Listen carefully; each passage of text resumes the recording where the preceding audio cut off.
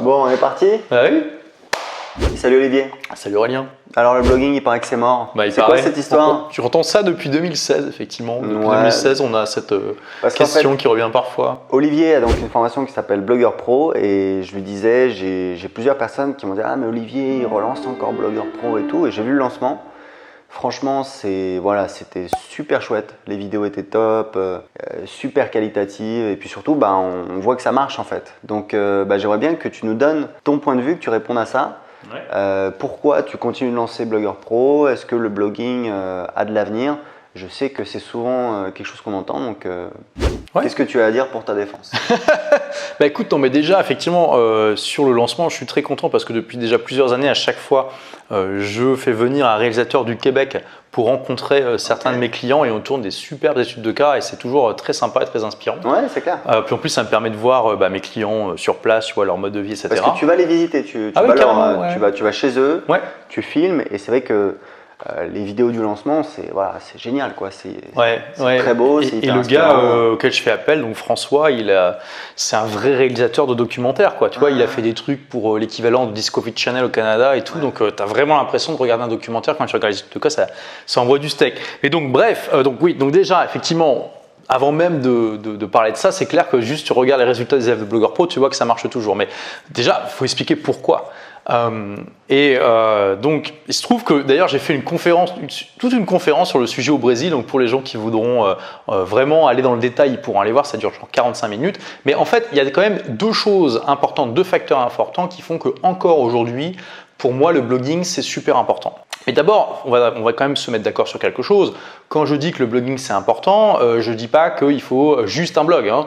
Je dis que le blog, il est important au centre de son écosystème. Ce n'est pas parce qu'on a un blog qu'il ne faut pas aussi avoir une chaîne YouTube, une page Facebook, un compte Instagram, etc. Bien sûr que non. Bien sûr. Bien sûr que non. Et c'était déjà le cas, je veux dire, quand j'ai commencé à enseigner le blogging fin 2010, et c'est encore plus vrai aujourd'hui, bien sûr.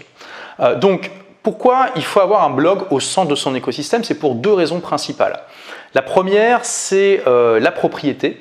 Et donc, je vais détailler ça tout de suite. Le gros problème des plateformes comme justement Instagram, Facebook, YouTube, etc., c'est que ce sont des plateformes qui ne vous appartiennent pas. Et du coup, ça entraîne énormément de problèmes et d'inconvénients.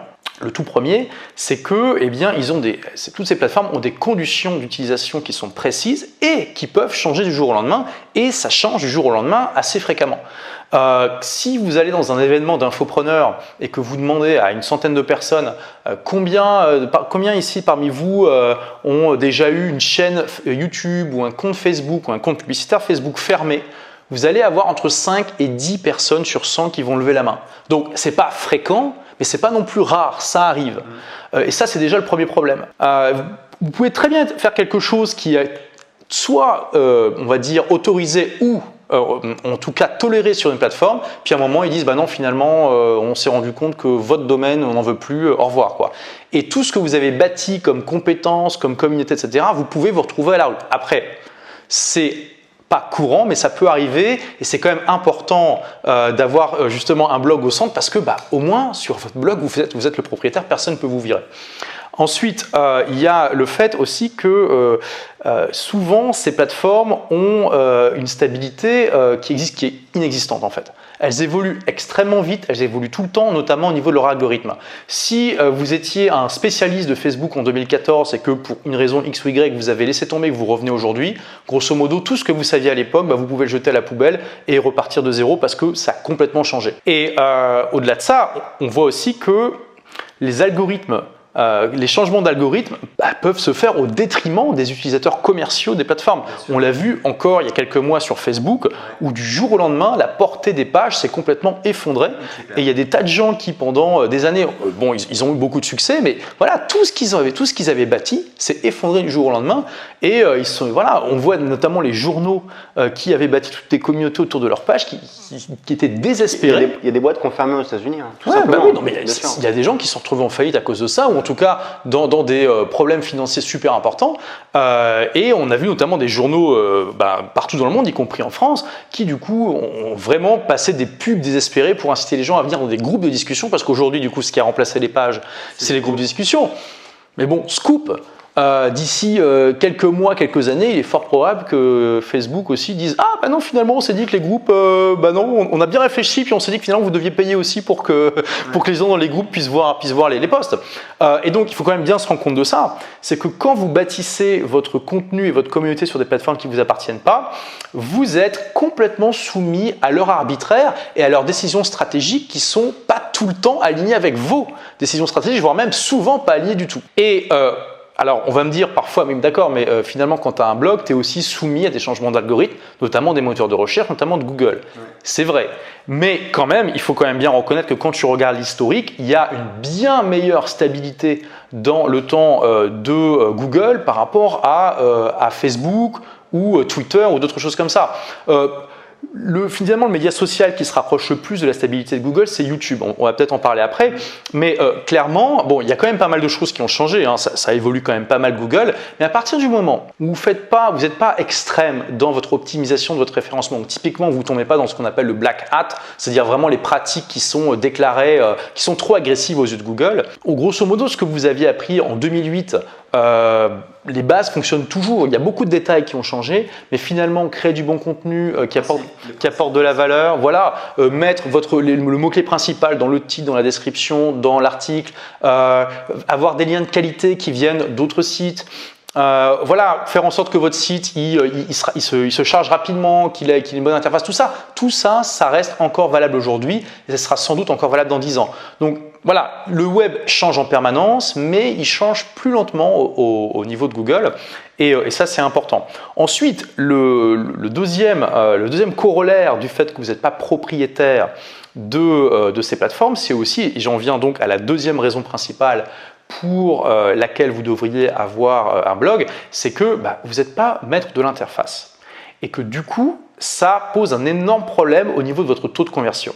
Parce que, imaginons, vous vous dites voilà, je vais organiser un événement dans ma vie, un événement physique, dans 3 mois, je veux vraiment faire la promotion à fond. Allez, du coup, sur la colonne droite de ma chaîne YouTube, je vais mettre une bannière pour motiver les gens à y aller. Et puis aussi, sur la colonne gauche de ma page Facebook, je vais aussi mettre une bannière pour inciter les gens à y aller. Vous dites, allez, je vais faire ça.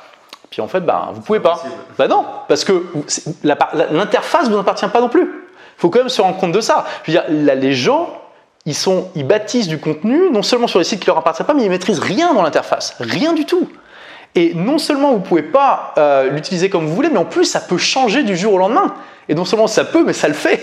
Ça change tout le temps. Ça change tout le temps. Et notamment sur Facebook, mais aussi sur tous les autres. Et encore une fois, voilà, je veux dire, ces plateformes-là, elles s'en foutent complètement de vous. Vous êtes un numéro. Même si vous avez une communauté immense, juste vous, ça représente une toute petite partie de leur trafic et ils n'en ont rien à carrer. Donc bien sûr, quand ils vont faire des changements d'interface, ils vont quand même faire attention à ce que leurs chiffres globaux ne soient pas pires qu'avant, qu'ils s'améliorent. Mais si par hasard, ils font un changement d'interface qui est bénéfique pour eux dans la globalité, mais qui est néfaste pour vous, tant pis pour vous. Vous n'avez aucune maîtrise dessus. Et au-delà de ça, donc, le problème, c'est que votre taux de conversion est forcément moindre parce que sur votre blog, si vous dites « Hey, voilà, je vais mettre une bannière rose fluo qui clignote sur ma colonne droite », alors je ne recommande pas forcément de faire ça, mais voilà, au moins vous pouvez le faire, vous pouvez le faire.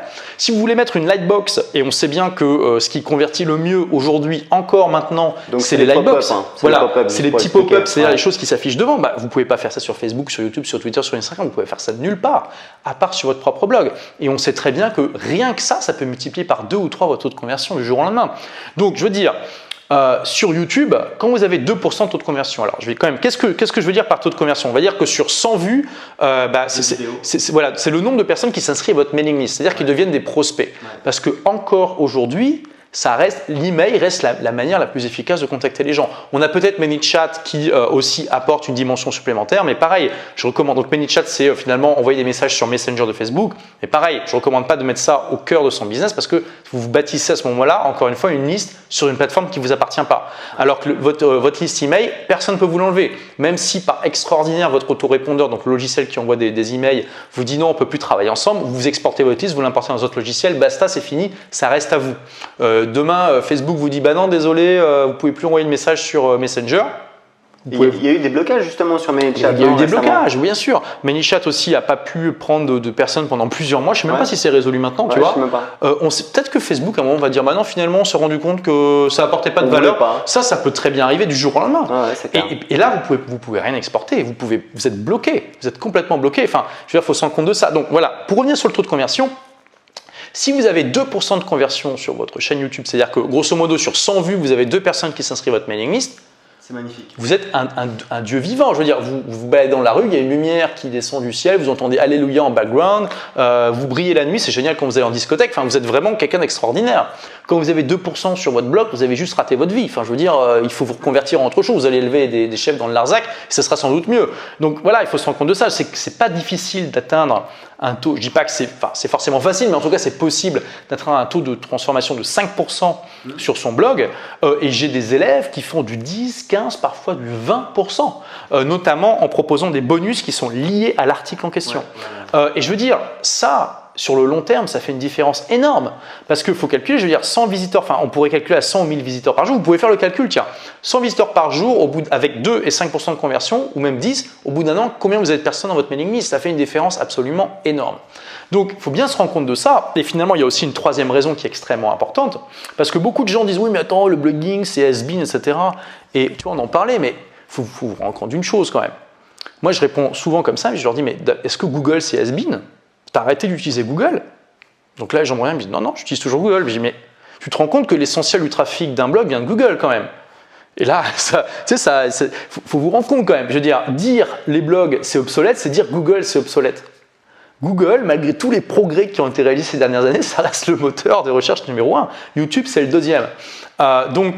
Et Google, encore aujourd'hui, il préfère largement les articles texte que les vidéos, le son. Et alors là, ne parlons même pas des posts sur Instagram et Facebook. Parce que je veux dire, je propose qu'on fasse 3 secondes de silence, s'il te plaît. Voilà, pour tous les gens, mais qui travaillent comme des fous pour faire des super statuts sur Facebook, sur Instagram et tout ce que vous voulez. Et au bout de quelques heures, ces posts tombent dans les limbes d'Internet et ils vont jamais réapparaître. Je veux dire, jamais. Je veux dire. Après, ces gens-là, après ce qu'ils font, c'est qu'en fait, les posts qui ont bien marché, ils vont les reposter. On est d'accord, mais attends, j'en parlais de ça. Et moi-même, j'utilise Facebook, Instagram. Donc, je ne suis pas en train de dire qu'il ne faut pas les utiliser. Mais je suis en train de parler des inconvénients par rapport au blogging. Et je veux dire, je vous pose la question. Quand est-ce que c'est la dernière fois que vous avez fait une recherche sur Google et vous êtes tombé sur un statut Facebook ou Instagram ou un statut Twitter? Jamais. Ça n'arrive jamais, à part de vraiment mettre statut Facebook, il faut vraiment chercher le truc, ça n'arrive pas. Parce que Google, ça n'intéresse pas. Et le moteur de recherche de Facebook est pas bon hein. Quand tu cherches. C'est super nul. Les mecs, ils essaient de me faire un YouTube Lac et tout, tu te tires une balle, personne ne fait ça, quoi. Et donc, il faut bien se rendre compte que ces plateformes, c'est de l'éphémère. Après, c'est une excellente manière de se connecter à sa communauté. Moi-même, j'adore Instagram personnellement, mais c'est vraiment quelque chose d'annexe et de pas du tout stratégique dans ma boîte. C'est quelque chose que je fais plus par plaisir qu'autre chose. Et jamais, je bâtirai une stratégie autour. Enfin, je mettrai ma boîte autour d'Instagram. C'est de la folie pure pour moi. Toi, aujourd'hui, tu as combien de personnes qui s'inscrivent sur ta liste email grâce à tes blogs tous les jours? Là, j'ai entre 200 et 300 personnes qui s'inscrivent sur ma mailing list tous les jours. Les 2 tiers viennent de mes blogs, 1 tiers de ma chaîne YouTube. Et donc, il faut quand même se rendre compte que ma chaîne YouTube, aujourd'hui, elle doit faire à peu près 350 000 vues par mois. Mes blogs, tous ensemble, aujourd'hui, doivent être à 150 000 visites par mois. Donc, tu vois qu'on est à peu près à 2 fois moins de visites sur mes blogs, mais que quand même, ça continue à me faire 2 tiers de mes leads. Donc, je veux dire, c'est absolument hallucinant. Et donc, il faut aussi vous rendre compte de ça. J'ai des articles que j'ai écrits il y a 10 ans qui, encore aujourd'hui, me ramènent tous les jours des prospects et des clients. Ça, essayer de faire ça avec Instagram ou Facebook, c'est impossible. Ouais, je veux dire. C'est clair. Donc voilà. Donc je suis pas en train. Voilà. C'est pour ça. Tous les gens qui vous disent le blogging c'est obsolète, ils savent pas de quoi ils parlent. Mais bien sûr qu'à côté, une page Facebook, pour moi aujourd'hui, les indispensables, clairement. Et quand je dis indispensable, c'est que même le boulanger ou le cordonnier de votre quartier devrait les avoir. C'est page Facebook, chaîne YouTube. C'est indispensable.